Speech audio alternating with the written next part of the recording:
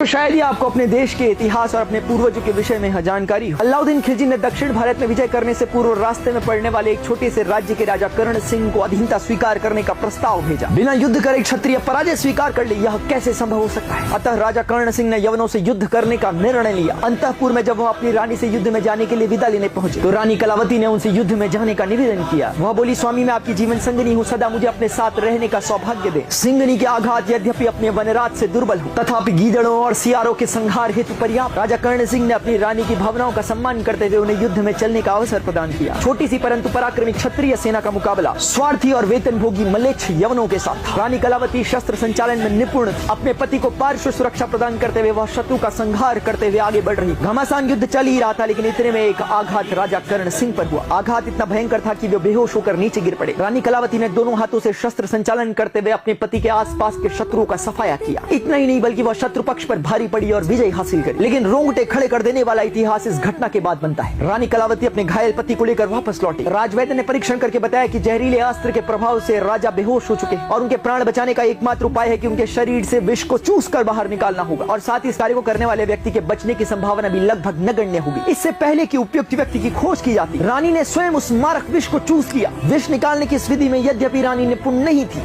तथापि अपने पति के प्राणों के रक्षार्थ उन्होंने यह अविलंब निर्णय लिया। कुछ समय बाद राजा की बेहोशी टूटी। उन्होंने अपने नेत्र खोले तो समीप ही पड़ी थी प्रेम प्रतिमा की मृत परंतु जीवंत देह। भारत का इतिहास ऐसी ही शौर्यता, वीरता, पराक्रम, त्याग रखने वाली मां कलावती जैसे व्यक्तित्व से भरा हुआ है। लेकिन आज हमारा समाज अपने पूर्वजों के दिए गए नैतिक मूल्यों को भूलकर पश्चिम सभ्यता का अंधाधुंध अनुकरण कर रहा है। यह हृदय विदारक जरूर है, लेकिन यह भी सत्य है कि कलावती जैसी रानी कर्ण सिंह जैसे राजा का ही वर्ण करती। दुर्भाग्य है कि आज हम अपने ही इतिहास से वंचित, और साथ ही धिक्कार है उस समाज को जो अपनी ही भारतीय संस्कृति का सम्मान करने वाले लोगों को पुरातन पंथी और अंधविश्वासी कहकर संबोधित करते हैं।